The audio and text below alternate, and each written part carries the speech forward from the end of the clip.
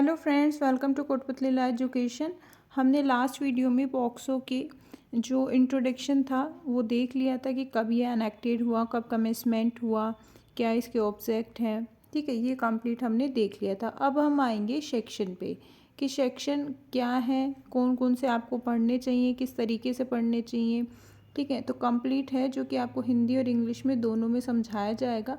तो आप इस वीडियो के लास्ट तक बने रहें। वीडियो को लाइक और शेयर भी कर लें, चैनल को सब्सक्राइब भी कर लें, साथ ही बेल आइकन पर भी प्रेस कर लें जिससे आगे आने वाली वीडियो अपडेट आपको प्रोवाइड होती रहे। साथ ही आप टेलीग्राम ग्रुप पे भी जो है ज्वाइन कर सकते हैं। डिस्क्रिप्शन बॉक्स में आपको लिंक मिल जाएगा। अदरवाइज़ आप टेलीग्राम पे सर्च भी कर सकते हैं कोटपुतली लॉ एजुकेशन के नेम से, वहाँ से भी ज्वाइन कर सकते हैं। तो चलिए अभी हम देखते हैं सेक्शन को। देखो, इसमें जो चैप्टर फर्स्ट है उसमें दो ही सेक्शन है। हमने लास्ट वीडियो में चैप्टर पे देखे थे कि किस चैप्टर में क्या कितने जो सेक्शन का प्रोविज़न दे रखा है। तो जो चैप्टर फर्स्ट है, ठीक है, इसमें आपको बता रखा है सेक्शन 1 में तो शोर टाइटल एक्सटेंड एंड कमिटमेंट, मतलब संक्षिप्त नाम, विस्तार और प्रारंभ।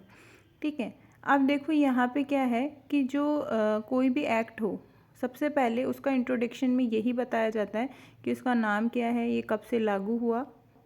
तो देखो, इसका जो नाम है, दिस एक्ट में be called the protection of children for sexual offences act. ठीक है, ये 2012 का एक्ट है ये। तो इसको हिंदी में हम बोलेंगे लैंगिक अपराधों से बालकों का संरक्षण अधिनियम 2012 है। पहले इसमें बताया गया था कि इसका विस्तार जम्मू कश्मीर को छोड़कर संपूर्ण भारत पर है।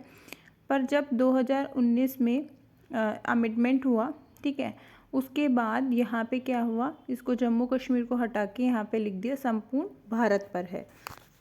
और जो ये एक्ट है ये सेंट्रल गवर्नमेंट ने बनाया है, तो इसलिए केंद्र सरकार ही इसको क्या करेगी, प्रवर्त करेगी। तो ये उस तारीख से प्रवर्त होगा जो केंद्र सरकार राजपत्र में अधिसूचना द्वारा नियत करे।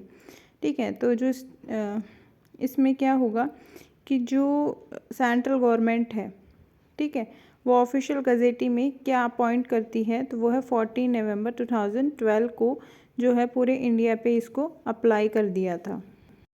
फिर है सेकंड परिभाषाएं, मतलब डेफिनेशन क्लोज है जो कि सेकंड में है।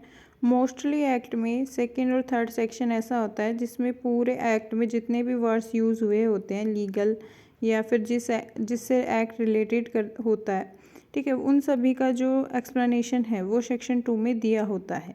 ठीक है, मोस्टली एक्ट में यही बता रखा होता है। तो यहाँ भी सेकंड में डेफिनेशन बता रखी है। ठीक है, तो देखो पहले हम देखेंगे कि एक्सप्लेनेशन के साथ साथ ही इसका जो टाइटल है वो, ठीक है, तो आपको किस तरीके से पढ़ना है। देखो, ए में बता रखा है एग्रीवेटिव पेनिट्रेटिव सेक्सुअल असॉल्ट, मतलब गुरुतर प्रवेशन लैंगिक हमला। तो ये सेक्शन 5 में बता रखा है। जहाँ पे आपको ब्लैक से मार्क दिख रहा है तो आपको वो इम्पोर्टेंट है कि सिर्फ आपको टाइटल के साथ बस ये लर्न करना है। तो ए कहाँ है, सेक्शन 5 में। फिर बी है गुरुतर लैंगिक हमला, ये सेक्शन 9 में दे रखा है। फिर सी है आर्म फोर्स और सिक्योरिटी फोर्सेस। ठीक है, तो मतलब जो सशस्त्र बल और सुरक्षा बल हैं उनका मीनिंग क्या होगा, तो उनका मीनिंग होगा कि सशस्त्र संघ के जो सेंट्रल लेवल के या फिर यूनियन की बात करें, यूनियन में सशस्त्र बल और जो शेड्यूल के अकॉर्डिंग जो कोई सुरक्षा बल बताए हुए हैं वो, या फिर कोई पुलिस फोर्स, वो आएगी इसमें सशस्त्र सुरक्षा बल में। ठीक है, तो ये सी में बता रखा है। डी में है चाइल्ड। चाइल्ड का मतलब बताया कि कोई भी व्यक्ति जिसकी आयु 18 वर्ष से कम है। तो व्यक्ति है जो कि मेल और फीमेल, ठीक है, दोनों हो सकता है। फिर है next D a child pornography. तो ये अमेंडमेंट में ऐड किया था 2019 के।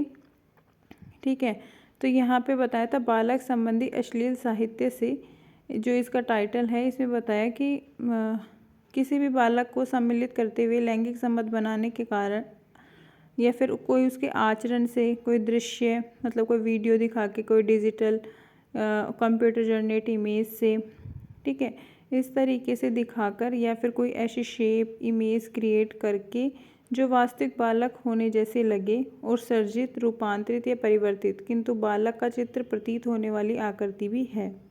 आजकल क्या है, फ़ोटो लेके मॉडिफाई कर दिया जाता है, तो उसको बताया है यहाँ पे। तो ये जो डी ए है, ये 2019 में ऐड किया गया था और इसका टाइटल है जो कि लर्न होना चाहिए, क्योंकि अमेंडमेंट वाली चीज़ें एग्ज़ाम में ज़्यादा पूछी जाती हैं। फिर है 2E, ठीक है, इसमें बता रखा है घरेलू संबंध। तो जो डोमेस्टिक रिलेशनशिप है वो डोमेस्टिक वायलेंस एक्ट है, ठीक है, 2005 का, उसमें जो 2F में बता रखा है वही यहाँ पे सेम है। फिर है पेनिट्रेटिव सेक्सुअल असॉल्ट प्रवेशन लैंगिक हमला। तो इसमें क्या है, सेक्शन 3 में बता रखा है। तो सेक्शन 3 जब आप देखोगे तो उसमें 21 जो पॉइंट्स हैं वो दे रखे हैं। फिर है जी प्रेस्क्राइब, विहित में इस अधिनियम के अधीन बनाए गए नियमों द्वारा विहित अभिप्रेत है। फिर एच है रिलीजियस इंस्टीट्यूशंस, ठीक है, तो यह धार्मिक संस्था। तो इसमें क्या है, धार्मिक संस्था अधिनियम था, मतलब रिलीजियस इंस्टीट्यूशन था, उसका एक्ट था 1988 का। तो उसमें जो प्रोविज़न है वो यहाँ पे धार्मिक संस्था में लिए जाएंगे। फिर है आई सेक्सुअल असॉल्ट, मतलब लैंगिक हमला, जो कि सेक्शन 7 में है। लैंगिक उत्पीड़न का वही अर्थ है जो धारा 11 में है, ठीक है। फिर है शेयर्ड हाउस होल्ड, मतलब साझा गृहस्थी। तो गृहस्थी से अभिप्रेत वह है कि जो person charge with the offence live और has live at any time in a domestic relationship with the child, मतलब जहाँ अपराध से आरोपित व्यक्ति बालक के साथ घरेलू नातेदारी में रहता है, किसी भी समय पर रह चुका है, मतलब पहले रह चुका है या रह रहा है, ठीक है, उसको मतलब यहाँ पे लिया गया है साझा गृहस्थी से, ठीक है। उसके बाद आता है एल स्पेशल कोर्ट, ठीक है, तो ये सेक्शन 28 में है। और जो विशेष लोक अभियोजक हैं स्पेशल पब्लिक प्रोसिक्यूटर, वो सेक्शन 32 में है और इसके अधीन कोई भी नियुक्त अभियोजक अभिप्रेत होता है। तो जो सेक्शन 2 था ये कंप्लीट हो गया है, ठीक है। इसका फर्स्ट मतलब जो फर्स्ट सेक्शन था सेकंड का फर्स्ट क्लोज वो कंप्लीट हो गया है। अब सेकंड देखते हैं।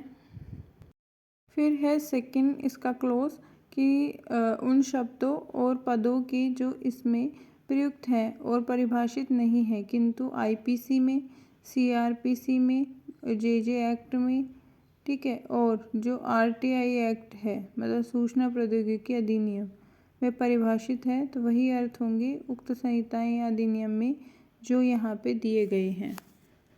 डेफिनेशन क्लोज कैसे याद करें, जो सेक्शन 2 में दे रखा है इसको आपको लिख के याद करना है, ठीक है। और जो सेक्शन है कि जैसे स्पेशल कोर्ट में, ठीक है, और जो प्रोसिक्यूशंस हैं, ठीक है, ये सारी चीज़ें हैं जो आपको सेक्शन वाइज याद होनी चाहिए। टाइटल लर्न करने हैं सारे इसके। अगर टाइटल लर्न है तो हाफ से ज़्यादा आपका जो पोक्सो एक्ट है ये क्लियर हो जाता है। टाइटल बेस भी कई बार क्या होता है कि क्वेश्चन पूछ लिए जाते हैं।